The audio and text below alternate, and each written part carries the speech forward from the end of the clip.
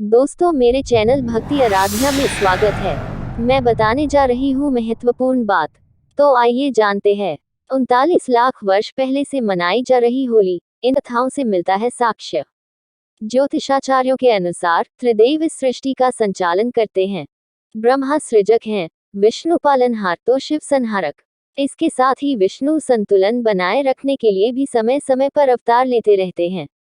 गरुड़ पुराण में भगवान विष्णु के 10 अवतारों का जिक्र है। सतयुग में उन्होंने मत्स्य, हयग्रीव, कूर्म, वाराह और नरसिंह अवतार लिया, तो त्रेता में वामन, परशुराम और श्रीराम का। द्वापर में वह श्री कृष्ण रूप में भक्तों के बीच आए। कलियुग में वह कल की अवतार लेंगे। वह समय कलियुग और सतयुग के संधिकाल का होगा। अभी तो कलियुग की शुरुआत ही हुई है। प्रभु अपने सभी अवतारों में दुष्टों का संहार करते हैं, तो अपनी लीलाओं से जीवन जीने का तरीका भी सिखाते हैं। होली का त्योहार भी कुछ ऐसा ही है, जिसका आरंभ सतयुग में भगवान के नरसिंह अवतार के समय हुआ। कहते हैं, सतयुग में एक अति पराक्रमी दैत्य राजा था हिरण्यकश्यप। हिरण्यकश्यप के भाई हिरण्याक्ष का भगवान विष्णु ने वराह अवतार लेकर वध किया था। इस कारण हिरण्यकश्यप उन्हें दुश्मन मानता था। हिरण्यकश्यप का विवाह कयाधु से हुआ, जिससे उसे प्रहलाद नामक पुत्र की प्राप्ति हुई। हिरण्यकश्यप ने मनचाहे वरदान के लिए ब्रह्मा की तपस्या शुरू की। इस दौरान देवताओं ने उसकी नगरी पर आक्रमण कर दिया और वहां अपना शासन स्थापित कर लिया। उस समय देवर्षि नारद मुनि ने कयाधु की रक्षा की और अपने आश्रम में स्थान दिया। वहीं पर हिरण्यकश्यप के पुत्र प्रहलाद का जन्म हुआ। देवर्षि नारद मुनि की संगत में रहने के कारण प्रहलाद भगवान विष्णु का भक्त बन गया। उधर कई वर्षों तक तपस्या के बाद हिरण्यकश्यप को ब्रह्मा ने दर्शन दिए। हिरण्यकश्यप ने वरदान मांगा कि मेरी मृत्यु मनुष्य या पशु के हाथों न हो, न किसी अस्त्र शस्त्र से, ना दिन व रात में, ना भवन के बाहर और ना ही अंदर, न भूमि न आकाश में हो मेरी मृत्यु हो। कुल मिलाकर अपनी समझ में उसने अमरता का वरदान मांगा। ब्रह्मा ने उसे यह वरदान दे दिया, किंतु इसके बाद वह निरंकुश हो गया। वह ऋषि मुनियों की हत्या करवाने लगा और स्वयं को भगवान घोषित कर दिया। किंतु स्वयं उसका पुत्र प्रहलाद विष्णु भक्ति में लीन रहता। ये बात हिरण्यकश्यप को पता चली तो वह गुस्से से फट पड़ा। बार बार समझाने के बाद भी प्रहलाद ने जिद नहीं छोड़ी तो उसने उसे मारने का फैसला कर लिया। हिरण्यकश्यप की एक बहन थी होलिका। होलिका को भी भगवान ब्रह्मा से एक वरदान मिला था, ये कि उसे अग्नि नहीं जला सकती। हिरण्यकश्यप ने होलिका को कहा कि वह प्रहलाद को अपनी गोद में लेकर अग्नि में बैठ जाए, ताकि प्रहलाद भाग न सके और वह उसी अग्नि में जलकर खाक हो जाए।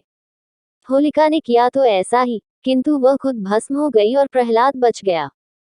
कहा जाता है कि होलिका के एक वस्त्र में न जलने की शक्तियां समाहित थीं, किंतु भगवान विष्णु की कृपा से चली तेज आंधी से वह वस्त्र होलिका से हटकर प्रहलाद के शरीर से लिपट गया था। होलिका के जलने और प्रहलाद के बच जाने पर नगरवासियों ने उत्सव मनाया, जिसे छोटी होली के रूप में भी जानते हैं। इसके बाद जब ये बात फैली तो विष्णु भक्तों ने अगले दिन और भी भव्य तरीके से उत्सव मनाया।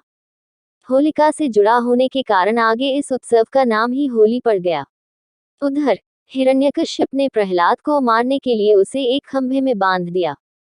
वह प्रहलाद को मारने ही वाला था कि भगवान विष्णु खंभा फाड़कर नरसिंह अवतार में प्रकट हुए। उन्होंने हिरण्यकश्यप को उसके भवन की चौखट पर ले जाकर संध्या के समय अपने गोद में रखकर नाखूनों की सहायता से उसका वध कर दिया। इस तरह ब्रह्मा का वरदान भी नहीं टूटा और आत्ताई का अंत हो गया। भगवान को भक्त प्रहलाद को उसका उत्तराधिकारी बना दिया। महाभारत काल यानी द्वापर में युधिष्ठिर को प्रभु श्री कृष्ण ने एक कहानी सुनाई। एक बार श्रीराम के पूर्वज रघु के शासन में एक असुर महिला थी। उसे कोई नहीं मार सकता था, क्योंकि उसे एक वरदान था।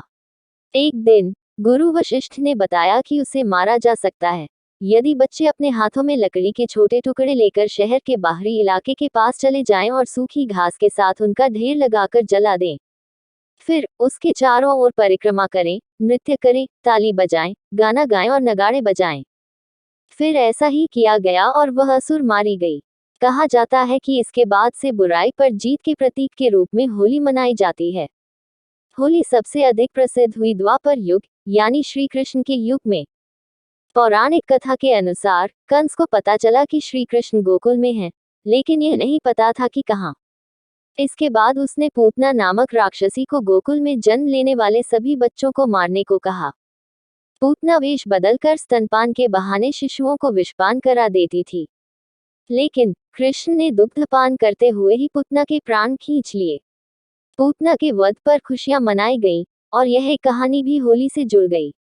हिंदू धर्म के सभी त्योहार में खुशियां हैं, लेकिन इसके पीछे गंभीर संदेश भी है। जैसे दिवाली अधर्म पर धर्म के विजय का प्रतीक है, वैसे ही होली भी है। इस त्योहार का स्पष्ट संदेश है कि घमंड अच्छा नहीं होता, ईश्वर से बढ़कर कोई नहीं होता। जो भी विधि के विधान को नहीं मानता, उसे कोई बचा नहीं सकता। जैसे होलिका या हिरण्यकश्यप वरदान के बावजूद भी मारे गए।